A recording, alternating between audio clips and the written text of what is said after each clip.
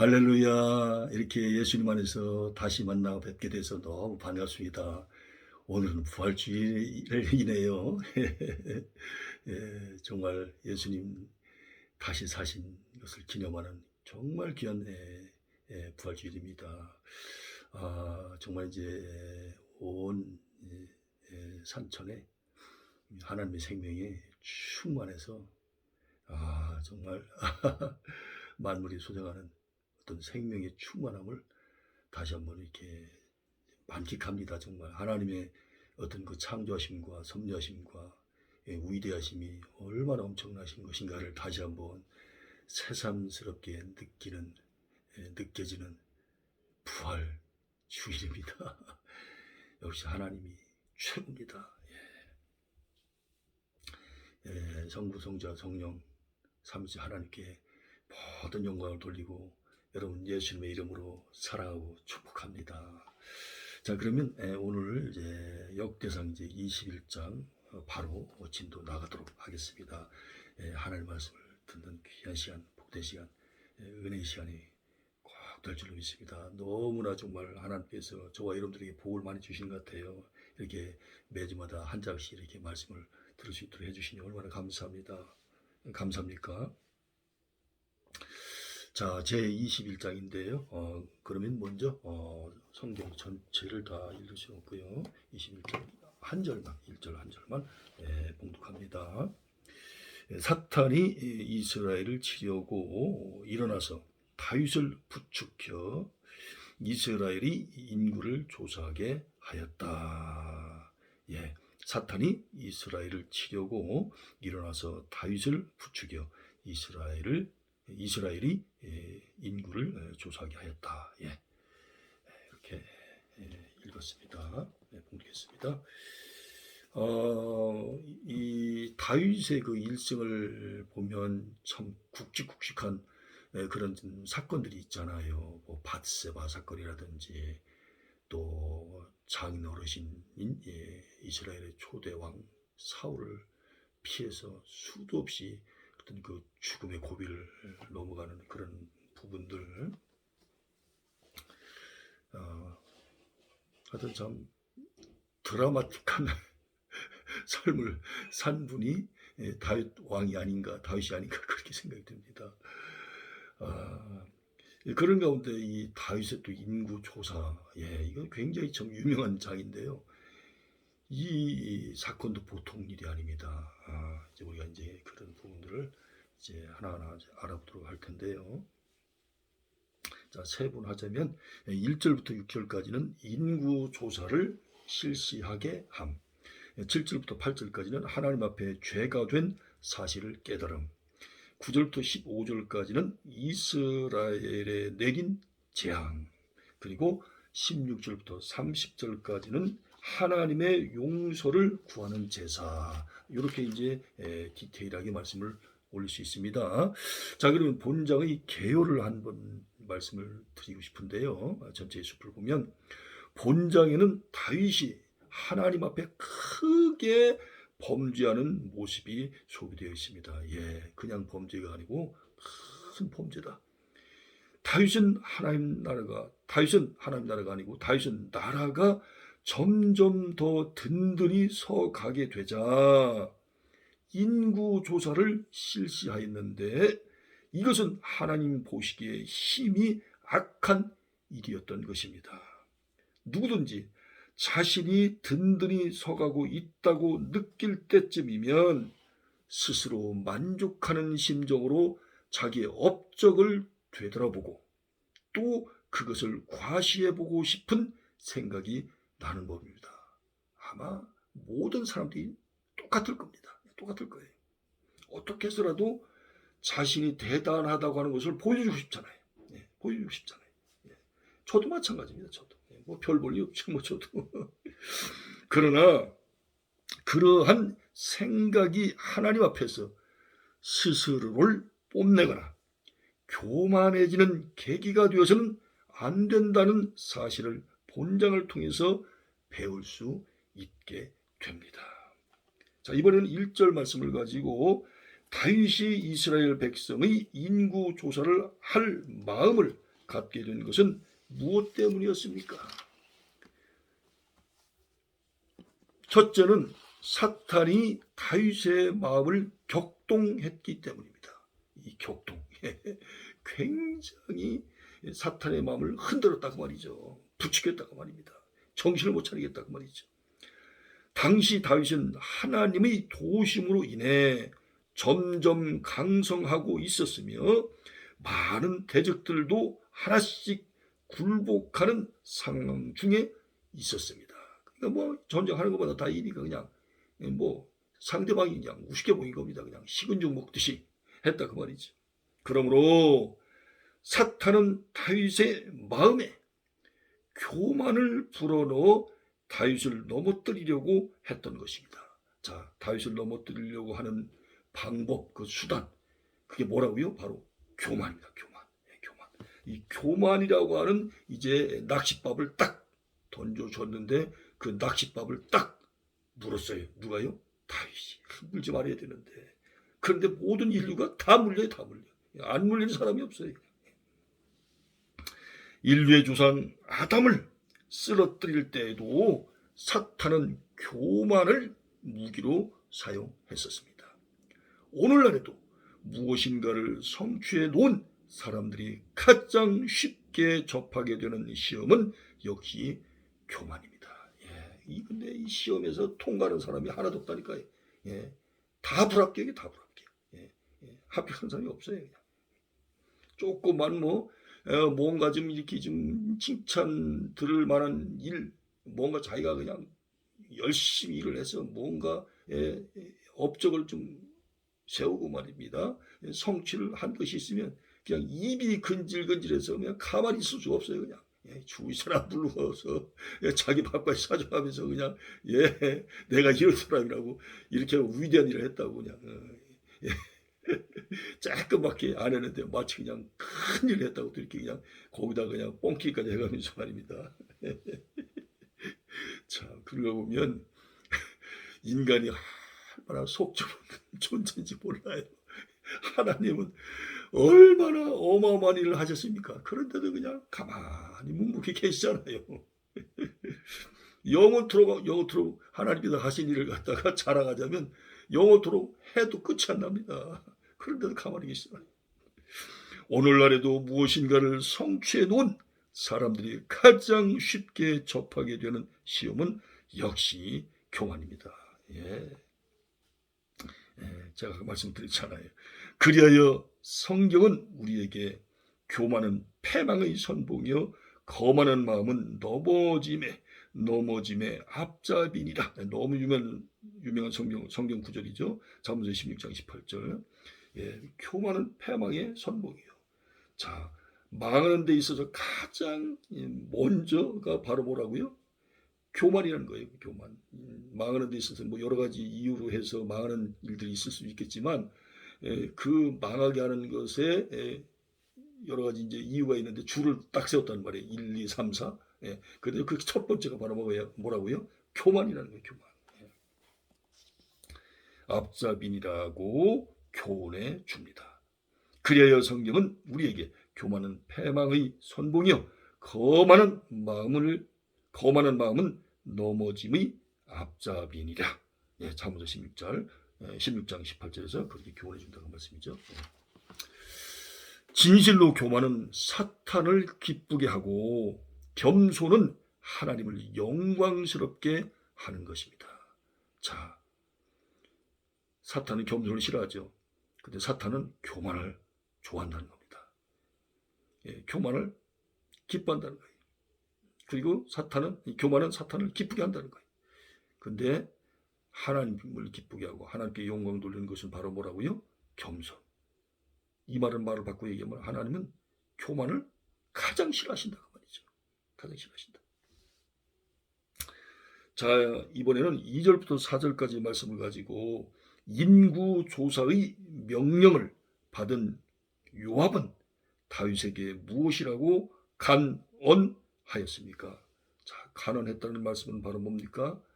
왕이시여, 그렇게 하시면 안 됩니다.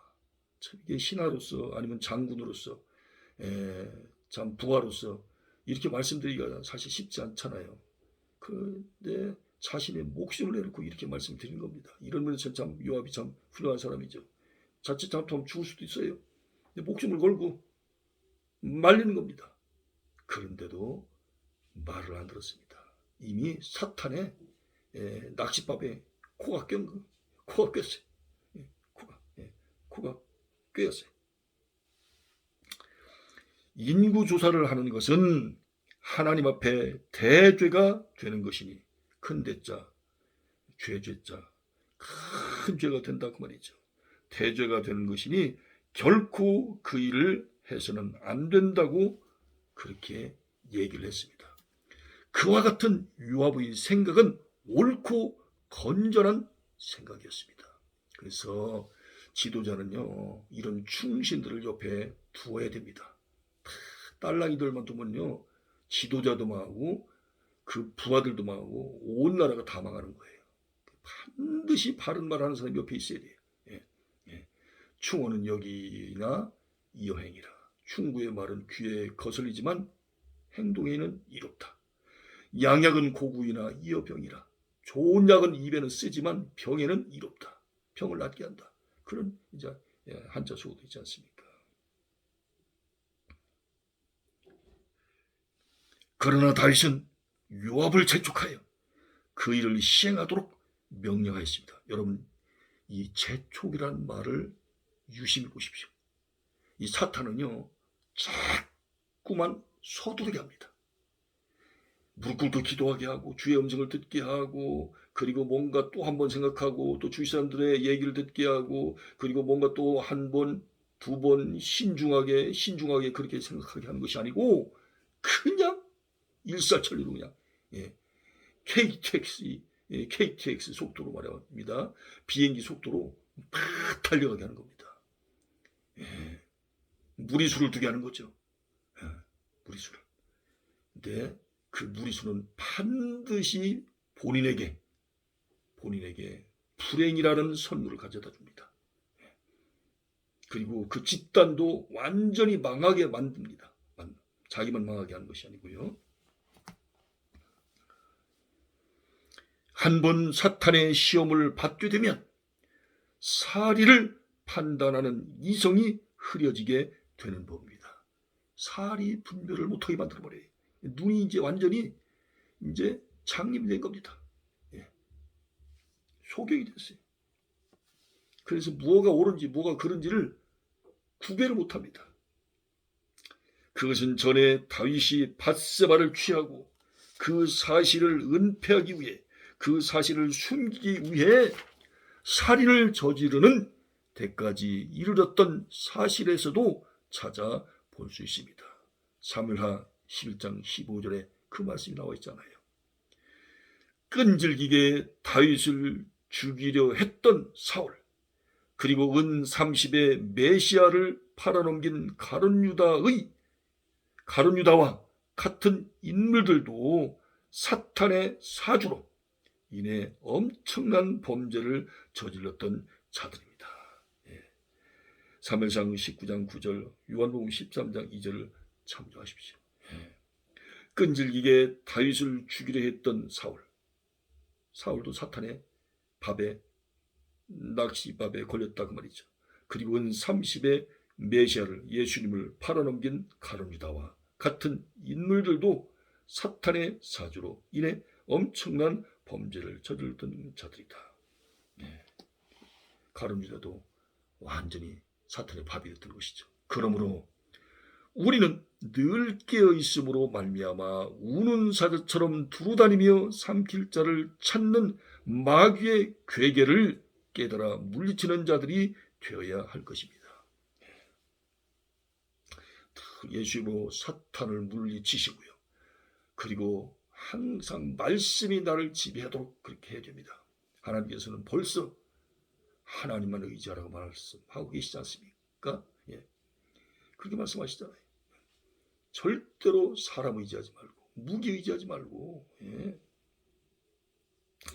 자, 이번에는 7절 말씀을 가지고요. 하나님께서는 다윗의 인구 조사를 어떻게 여기셨습니까? 첫째로 극심히 여기셨습니다. 둘째는 적대적인 많은 국가들에게 둘러싸여 있던 달으로서는 전투를 할 수 있는 총 인구가 어느 정도 되는지를 알아보고 싶어 했던 것이 당연하였는지도 모릅니다. 예. 어떻게 보면 크게 뭐 잘못한 것이 아니지 않는가? 예. 왜냐하면 이스라엘 주위에 그 대적들이 많이 있으니까 어떻게 보면 상당히 상식적으로 옳은 행동한 것처럼 보여요. 그런데 하나님은 인간을 외모로 보시지 아니하시고 그 사람의 중심을 보시잖아요. 중심을. 그렇게 하는 이유가 자신의 업적을, 자신의 이름을, 자신을 높이기 위해서 이렇게 했다고 하는 것이 드러난 겁니다. 밝히 드러난 겁니다. 그러나 다윗은 자신이 그처럼 강성해진 것이 오직 하나님께서 함께 해주심을 통해서, 이것이 핵심이죠. 오직 하나님께서 함께 해주셔서 이스라엘이 그렇게 강대국이 됐는데 그 말 아닙니까? 오직 하나님께서 함께 해주심을 통해서 이루어진 일이라는 사실을 잠시 망각하고 있었습니다. 잊어버릴 게 따로 있지. 잊어버릴 게 따로 있지. 망각할 게 따로 있지. 이걸 잊어버린 거예요. 이걸 잊어버렸어요. 다른 건 다 잊어버려도 이것만은 잊어버리지 말아야 되는데. 아플서. 그러므로 다윗의 인구 조사는 만군의 하나님 여호와를 자랑하고 의지하기보다 이스라엘의 국력이나 군사력을 더 과시하고 의지하려는 교만한 마음에서 비롯된 처사였습니다. 나와 있잖아요. 이렇게 하나님만을 의지해야 되는데 세상의 국력을 의지하고 군사력을 의지를 했던 것입니다. 이것이 바로 뭐라고요? 교만. 우리도 때로는 하나님의 은혜를 회상하고 기쁨과 만족을 누리기보다 스스로 가지고 있는 재산이나 업적을 돌아보면서 만족감을 누릴 때가 있습니다. 조그만 공부 잘하는 그 공부 잘하는 걸 자랑하고 싶고요. 좋은 대학 들어갔으면 좋은 대학 들어간 것 때문에 또 자랑하고 싶고, 또 대학 들어갔다고 또 자랑하고 싶고, 월급 많이 받는다고 또 자랑하고 싶고, 얼굴 예쁘다고 자랑하고 싶고, 또 뭐 금메달 땄다고 또 자랑하고 싶고요. 뭐 하여튼 뭐 자랑할 거리가 무궁무진합니다. 그래서 사탄이가요, 일하기가 좋아요. 한 가지만 있는 것이 아니고 그냥 워낙 가지수가 많으니까 일하기가 편해 사탄이가. 그러나 하나님의 은혜를 저버리고 자신의 업적만을 돌아보고자 하는 자를 진정 하나님께서는 괘씸히 여기실 것입니다. 하나님을 의지하지 아니하고 자신의 것을 의지하고 인간을 의지하면 그것을 하나님께서 어떻게 보신다고요? 괘씸하게 보신다는 거예요. 괘씸하게. 자, 이번엔 13절 14절 말씀을 가지고 다윗은 하나님께서 내리실 징벌 중 어떤 것을 택하십니까? 참 여러분, 하나님이 얼마나 마음이 무거우셨을까요? 그래서 내가 다윗이 나에 대해서 어느 정도 좀 알 텐데, 또 오랫동안 신앙생활을 해서 내가 누군지를 좀 알 텐데, 얘가 또 사고를 치네.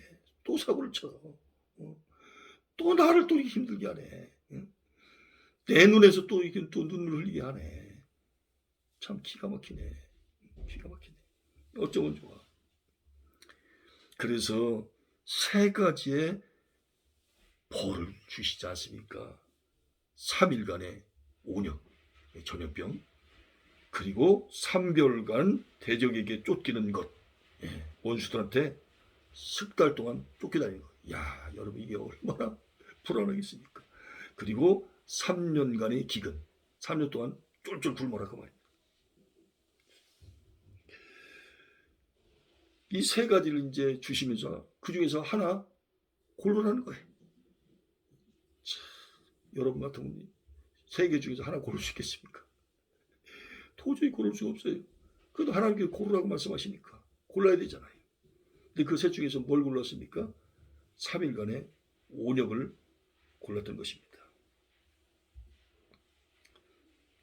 다윗이 3년간의 기근이나 3개월간 대적에게 쫓기는 것을 선택하지 않은 이유는 자신이 사람에게 벌을 받기보다는 하나님께 벌을 받기 원했던 까닭이었습니다. 결국 그로 인해 이스라엘 백성 중 7만 명이 온역으로 전염병으로 죽임을 당하게 되었습니다. 우리나라도 지금 이 코로나 때문에 2,000명 이상이나 죽었다고 그러잖아요. 참 얼마나 가슴 아픈 얘기입니까? 이처럼 한 사람의 지도자가 범한 잘못이 숱한 백성들을 곤경과 죽음으로 몰아넣었다는 사실에서 우리는 지도자의 위치란 그저 권력을 누리는 자리가 아니라 그에 상응하는 책임이 요구되는 자리라는 점을 깨닫게 됩니다. 자, 이번에는 17절 말씀을 가지고 재앙을 당하는 백성들을 보면서 다윗은 하나님께 무엇을 구하였습니까? 범죄한 자는 다윗 자신이므로 백성들에게서 재앙을 거두시고 자기에게 벌을 내리실 것을 구했습니다. 마땅히 지도자라면 이렇게 해야 되겠죠. 이와 같은 다윗의 심정은 백성의 지도자로서 당연한 것이었습니다. 광야의 지도자였던 모세도 자기가 죄를 지은 것이 아니고 백성들이 재앙을 받게 될 때에 백성들이 잘못해서 차라리 자기의 이름을 생명책에서 제할지언정 백성들은 용서해달라고 간구하였습니다. 참 얼마나 아름다운 마음이십니까? 출애굽기 32장 32절에 그 내용이 자세히 나와 있습니다. 이와 같은 사실은 죄의 책임을 회피하였던 아담과는 대조적인 모습입니다. 성도는 국가가 당하는 어려움이나 소속된 공동체의 역경, 그리고 심지어 이웃의 고통까지라도 모두 자신의 책임으로 돌리며 아픔을 함께 나누며 짐을 나누어 질 줄 알아야 합니다. 로마서 12장 15절 16절, 갈라디아서 6장 2절 참조하십시오. 그러니까 지도자는요, 잘하는 것은 하나님께, 그리고 저분들이 못한 것은 다 내가 잘못해서, 이렇게 나와야 정상적인 지도자라는 거예요.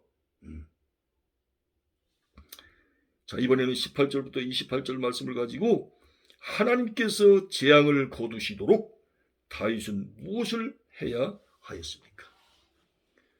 첫째는 하나님께서 명하신 대로 여호와를 위하여 단을 쌓아야 했습니다. 당연히 예배를 드려야 되겠죠. 둘째로 그 장소는 오로난 마당이었습니다. 이 오로난은 아라우나입니다. 아라우나. 그 장소는 오로난이 타작마당이었습니다.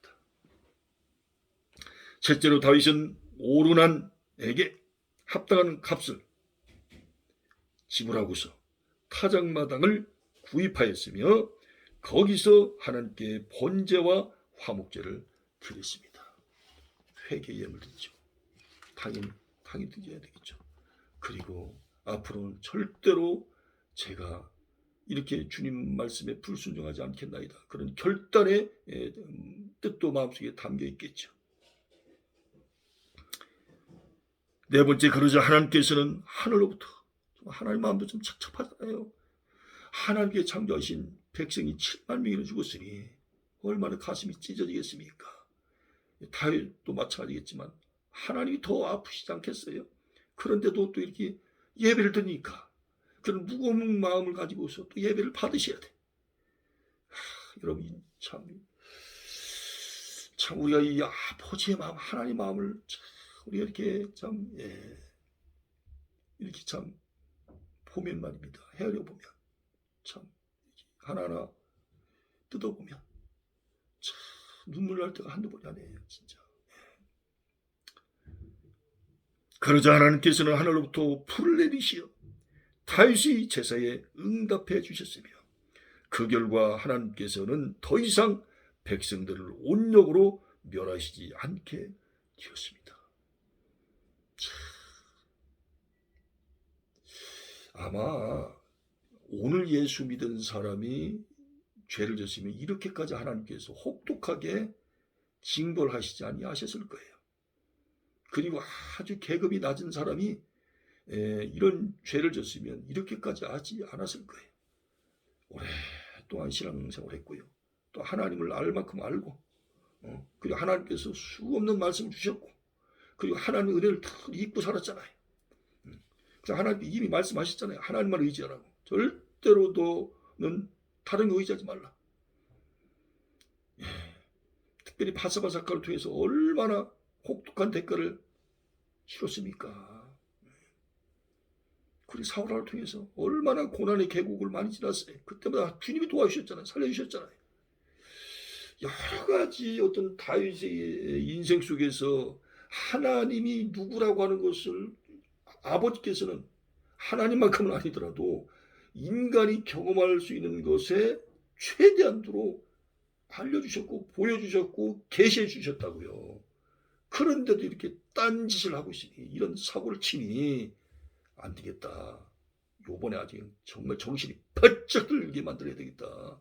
마음 같아서는 다윗 너를 불러가고 싶지만 너를 내가 써야 되니까 그렇게는 못하겠고 네가 다스리고 있는 백성들을 내가 불러가야 되겠다.